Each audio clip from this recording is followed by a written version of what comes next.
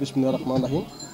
প্রথমে আমি আমার ৭২ রেলবাজার ব্যবসায়ী কল্যাণ সমিতির আমার প্রাণপ্রিয় সংগঠন ৭২ রেলবাজার ব্যবসায়ী কল্যাণ সমিতির সকল সদস্য ভাইদেরকে জানাই আমার সালাম এবং সনাতন ধর্ম অবলম্বী যারা আছেন তাদেরকে জানাই আদাব। আমি সাধারণ সম্পাদক পদে নির্বাচন করতেছি। আমি আগে ছিলাম অর্থ সম্পাদক পদে, সফল অর্থ সম্পাদক হিসেবে আমাকে সবাই বলে, যেটা নজির বাজারের ইতিহাসে যেটা দেখেনি সেটা আমি করে দেখিয়েছি। আমাদের একটা ডিজিটাল সৌন্দর্য একটা পরিপাটি একটা অফিস সৃষ্টি করেছি। এর মধ্যে আমরা অনেক কাজ করেছি, আরও পরিকল্পনা আমাদের আছে। সময় সাপেক্ষে আমরা করতে পারিনি সময়ের কারণে। যাক, বাজারের ব্যবসায়ীদের স্বার্থে, ব্যবসায়ীদের অনুরোধে আমি এই সাধারণ সম্পাদক পদে প্রার্থী হয়েছি। আমি আশাবাদী, শতভাগ আশাবাদী আমার বাজারের ব্যবসায়ীরা আমাকে নিরাশ করবে না। যেহেতু আমি একজন ব্যবসায়ী এবং ব্যবসায়ী প্রতিনিধি করি, আমি সকাল থেকে রাত পর্যন্ত বাজারে থাকি, ব্যবসা করি, কারণ এই বাজারের আলো বাতাসে আমি বেড়েই উঠেছি। সেজন্য আমার বিশ্বাস আমার বাজারের ব্যবসায়ীরা আমাকে বিপুল পরিমাণ ভোট দিয়ে আমাকে জয়যুক্ত করবেন ২৩ তারিখে। প্রতিষ্ঠান বলতে আমার দাদাও করে গেছে ব্যবসায়ী, আমার বাপু একজন ব্যবসায়ী ছিলেন, আমার বড় ভাই যারা ছিলেন তারাও এখানে সুনামের সহিত ব্যবসা করে গেছেন, আমরাও করতেছি। এবং ভবিষ্যতে আমাদের ভবিষ্যৎ প্রজন্ম যেন আসতে পারে এই বাজারে, সেই শৃঙ্খলা ধরে রাখার জন্য আমি এই বাজারের নেতৃত্বে এসেছি, যাতে করে বাজারের ব্যবসায়ীরা আমাকে সুখে দুঃখে সব কাজে আগেও পেয়েছেন, এখনও পাবেন, যেহেতু আমরা বাজারে থাকি। এই যে দু একটা কথা না বললে নয়, সেদিন আমাদের বাজারে একটা অনাকাঙ্ক্ষিত ঘটনা ঘটে গিয়েছিল। বক্তব্য দপ্তরের প্রধান এই বাজারে আসছিল, আসার পরে দেখলাম আমাদের সভাপতি কামাল এন্টারপ্রাইজ নবী স্টোরের মালিক কামাল সাহেবের দোকানে গিয়ে রেড দিল, SM এন্টারপ্রাইজের গুদামে গিয়ে রেড দিল, হক স্টোরের গুদামে গিয়ে রেড দিল। ওরা বলতেছে এখানে এতগুলো ড্রাম কেন, অবৈধ মজুদদার তেলগুলো অবৈধ মজুদদার বলার পরে তখন তাদেরকে বললাম, ভাই আমরা পাইকারি ব্যবসা করি, আমাদের এখানে তেল থাকবে। বলছে এতগুলো তেল? ভাই আপনি জানেন এখানে 3 পদের তেল আছে, সোয়াবিন, সুপার, পাম।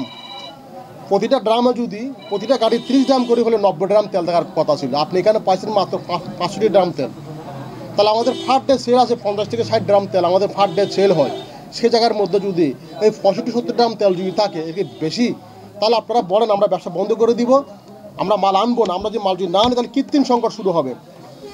এটা বোঝানোর পরিপ্রেক্ষিতে যাই, বক্তব্য দপ্তর প্রধান সিং বুঝছে, বোঝার পরে আমি একটাও কাগজ জরিমানা করতে দিনে ইনশাআল্লাহ। আমরা ব্যবসায়ের কাজ করি, আমরা ব্যবসা করি বলে কথাগুলো বলতে পারি। একজন ব্যবসায়ী যে ব্যবসায় করে না, ব্যবসা সম্বন্ধে জানে না, ভোট আসলে অনেককে আমরা দেখি বাজারের মধ্যে ওরা আসি বিভিন্ন পদের মধ্যে ওরা ইলেকশন করার জন্য দাঁড়ায়, কিন্তু তাদেরকে আদৌ বাজারের লোকে অনেকেও চিনেও না।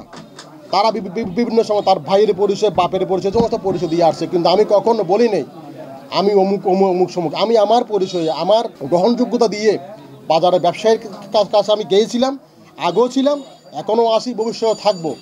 কারণ আমরা সকাল থেকে দুটো বাজারে থাকবো। 23 তারিখ নির্বাচন হয়ে যাবে, অনেকে খুঁজে পাওয়া যাবে না, কিন্তু 24 তারিখ থেকে সকালবেলা আমি দোকানে আসতে হবে আমার, কারণ এটা আমার রুজি রোজগারের অংশ। এখান থেকে আমার রুজি রোজগার চলে, এই বাজারের এই প্রতিষ্ঠান দিয়ে আমার সংসার চলে।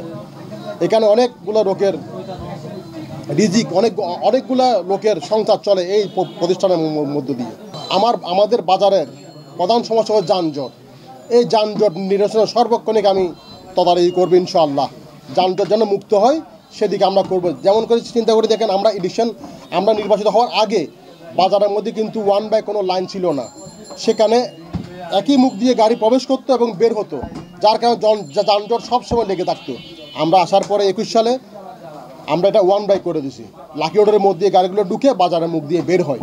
ঠিক আছে, এই ধরনের আর কিছু চিন্তা ভাবনা আমাদের আছে, যাতে করে যানজট আমরা নিরসন করতে পারি।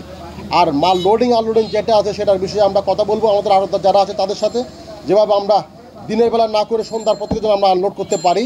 আমি কথাবার্তা বলে এই জিনিসগুলো করবো। আমাদের বাজারে দীর্ঘদিন একটা আশা আকাঙ্ক্ষা, সেটা হচ্ছে যে আমাদের বাজারে পার্কিং নেই। এত বড় একটা বিশাল বাজার, এখানে কোনো পার্কিং নেই।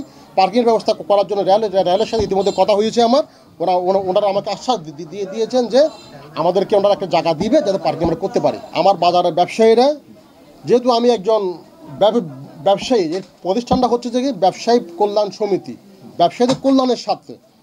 যেহেতু আমি সর্বক্ষণিক বাজারে থাকি, আমি একজন ব্যবসায়ী, আমার এখানে ভোট দিবেন যারা ব্যবসায়ী তারা, আমি আশা করি আমার বাজারের ব্যবসায়ীরা ভুল করবেন না, তারা আমাকে বিপুল ভোটে জয়যুক্ত করবেন, আমি 100% আশাবাদী।